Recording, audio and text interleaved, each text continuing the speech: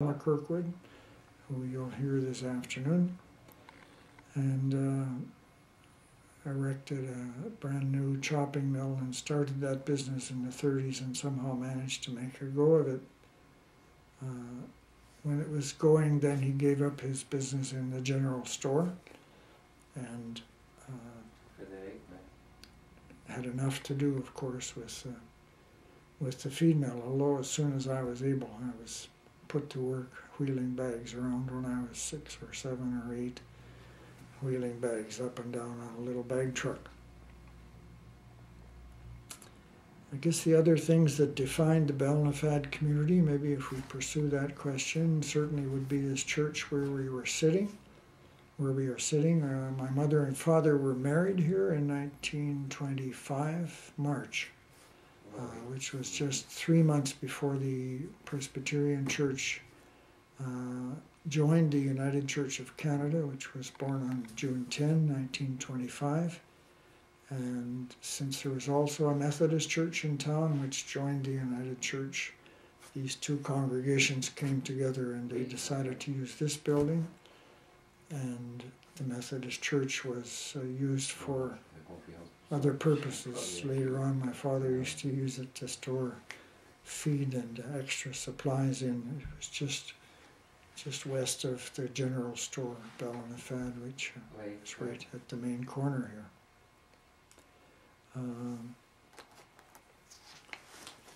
I guess I might say a bit about the community at that time in the village, because that's when I was growing up in the 30s and 40s. It was a very small village of just a few buildings, maybe 20 souls altogether, not many. There were normally just two children.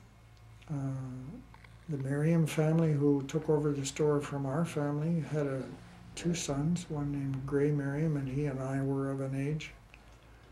And later on there was Elwin Kentner. His family moved in, but it was just a tiny community, and we felt the community really was the whole area with the farmers and so on. So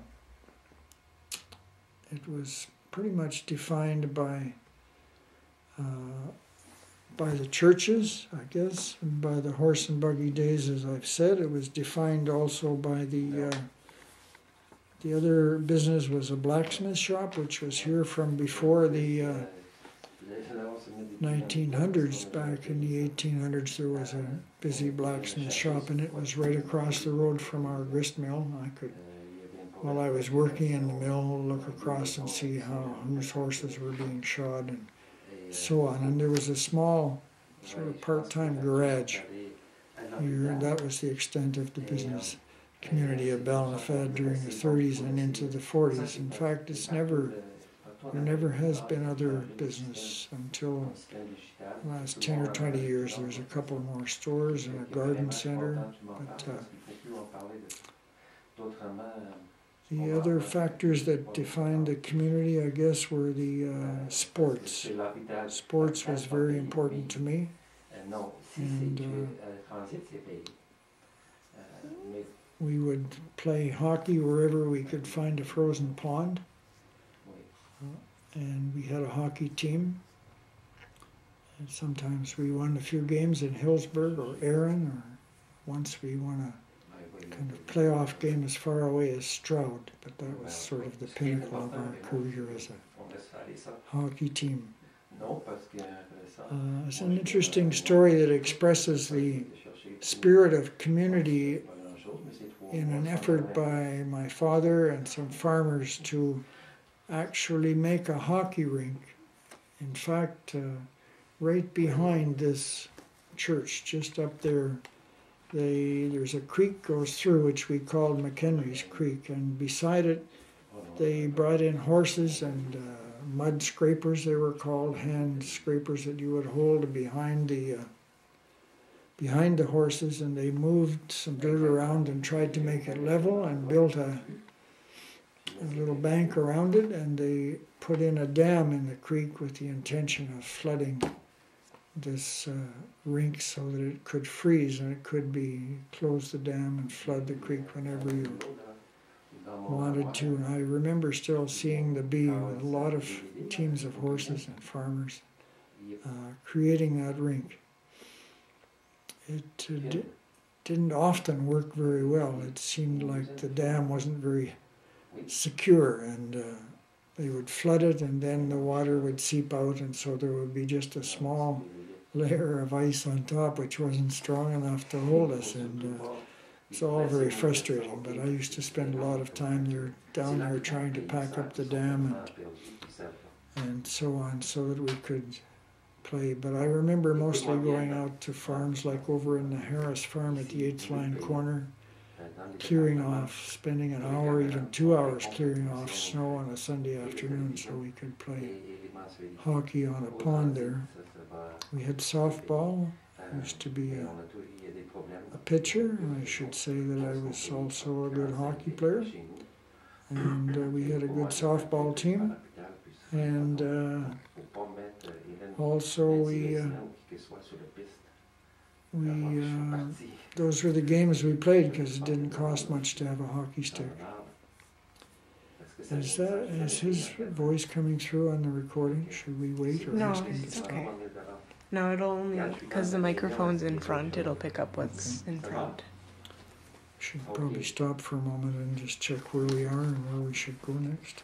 Well, we Do kind you of... want to even stop the machine, or do you want to just let it run and edit it later? Or? Oh, it's okay. We'll just leave it. I think we've kind of skipped around a little bit, but that's all right. That's not a big deal. That's the thing, if you're going to collate all these later, you need people to have specific answers for the questions so you can put them together, or will it come out as this somebody's story? That's more just like your story and then somebody else's story. It doesn't need to follow because life doesn't work in these categories, obviously. So you're not going to spend a lot of time collating it. No. Well, number 12, we should probably deal with that. I've mentioned something about the Scottish and Canadian side of things, but okay.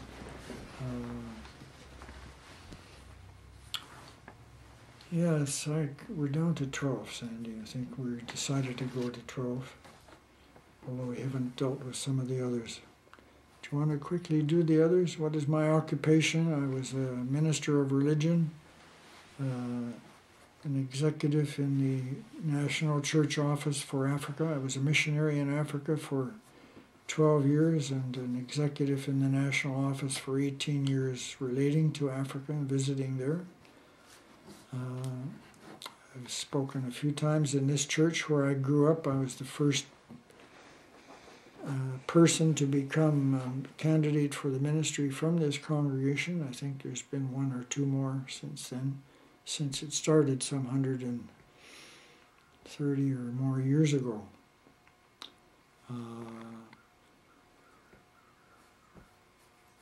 My relation to Fallbrook, we should probably mention that at this point. My cultural identity, I guess my Mackay connection could be mentioned because my grandfather, William Kirkwood, that I've spoken about, his wife was Mary Mackay, and she was the daughter of Donald Mackay from the farm that's now being called Fallbrook Farm. And my father used to spend time on that farm because he was one of 4 boys in his family, the Kirkwood boys, and they were not all needed at home. Sandy Mackay was late marrying, and when he did marry Aggie Mackay, he didn't have any children, so my dad was kind of assigned to that farm to help out in summers especially. And later, when he got a job working in a knitting mill in Glen Williams, Beaumont's Knitting Mills, he says he was working a 60-hour week, but on Saturday he would get off at 5, and it would give him time to walk home up to Mackay's farm, but not up to the Kirkwood farm. So he would spend his Sunday there resting up. So that was his... he had a lot of affection for Sandy and for his sisters. His sister Catherine was particularly close to my dad. and Ellen was another sister. They later moved to Georgetown, I think probably when Agnes married Sandy. But that farm was sold in 1943. It had been settled in 1877 by Donald McKay. It was sold in 43 to R.D. Vaughan. And in 43 I was just 10 years old, but I do remember spending 1 or 2 summer holidays on that farm. Not old enough to do a lot, but still able to do something. And my dad, of course, had pictures from that day and age.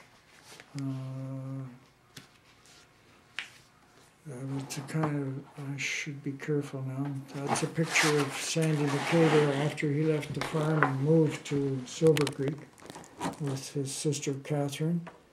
And the 2 children are Bert McMenemy's children, Kathy and George. Bert McMenemy was my mother's brother, so those are cousins of mine. The farm where he lived, this is now the Silver Creek Conservation Area. In the other book, I think there are pictures of early farm life. Should I take time to dig those out? I'll just show you another picture of Sandy. This is my great uncle Sandy that Jim described, and this is his wife, Aggie. It's McMenemy, isn't it? Aggie McMenemy, his wife. No, she was Agnes, but I can't remember her family name. I'll have to look it up. McMenemy was my mother's family. This is all new to me too. The patriarch who came here from Rogert through Edinburgh to Toronto, then Fallbrook, Donald, this is one of his sons. This was the oldest son who survived, so he got the farm. And but he could only have the farm when his father died. So until 60 years of age, 1931, when the patriarch Donald died, he got the farm. He set his 2 sisters up, Catherine and Ellen, in Georgetown, and he married his neighborhood love for over 60 years, almost 60 years. They were neighbors for all that time. These are a few of my dad's photos. That's Donald McKay, a relative on that side, and that would be him with... That's his wife. With his wife, Cobra from Cobra? Edinburgh. Yeah. The first name was? Jesse Cobra. Yeah. You heard that? My Uncle Donald his second name was Cobra, named after her, and this was her brother James, I think.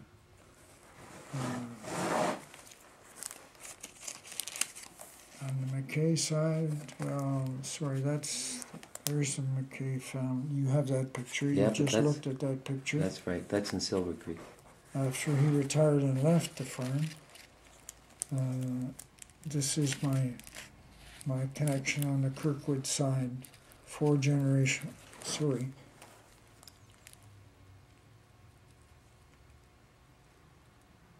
Donald McKay, my grandfather.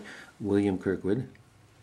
Oliver, his Your son, grandfather. and Elmer, his son, when he was quite small. That's a bit of a mixture of... I wonder if that is Donald McKay, because there was a Donald Kirkwood, but I'm now... Boy, if it's Donald... I'm now confused. Yes, we are a bit confused. Sorry, I better edit that from the tape when they do it. That's... there's a picture from the McKay connection there. That would be farming. That would be Sandy up top, I think. I don't know who's pitching up the sheaves, but somebody is up there helping him. I don't know if that isn't Rachel, because I think this is Rachel here on the horse. And my father. You're going to be doing an interview about Rachel next, so... Yes. David Alexander. Alexander. That's my father. Yeah. And this is So what's going back? this is team when the thrashing is going on, or maybe they're, I'm not sure if they're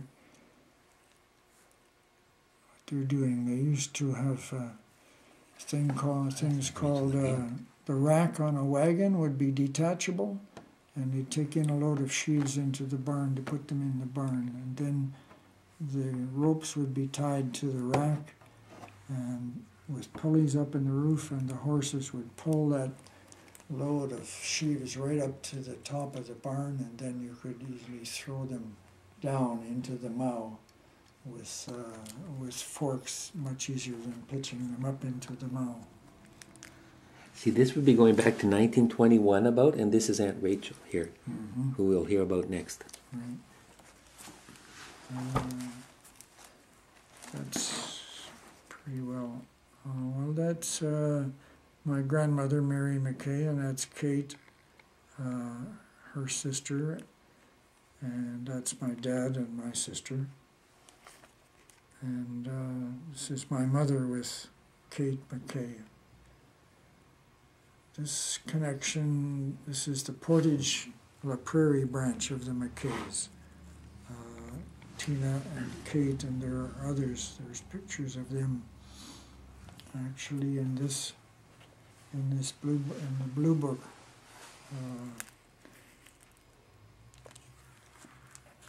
Because my dad spent time out there. It's just a couple more shots of Sandy McKay if you want him, since his namesake is sitting right here at the table. This is out west when they were traveling. They traveled out west and they went on holidays together sometimes.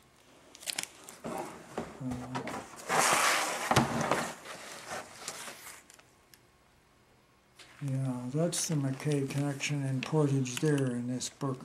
My dad and my Uncle Bill, his older brother, went west on the harvest excursion in 1919, 20 and 21. That was a very common thing to do then, to help with the harvest. I think you could get a cheap rate on the train.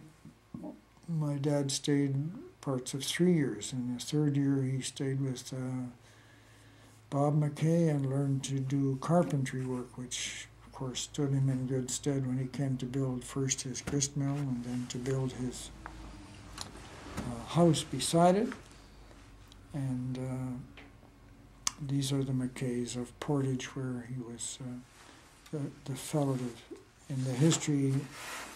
When William came to this part, I think another brother came to Manitoba, if I'm not mistaken. I could be wrong on that. Yes, two brothers went to the west. Yeah. And another... Might have been a Robert, I'm not sure. Or Robert was in the Maritimes, maybe. I have it. It's in that yellow file. But that's probably, we're getting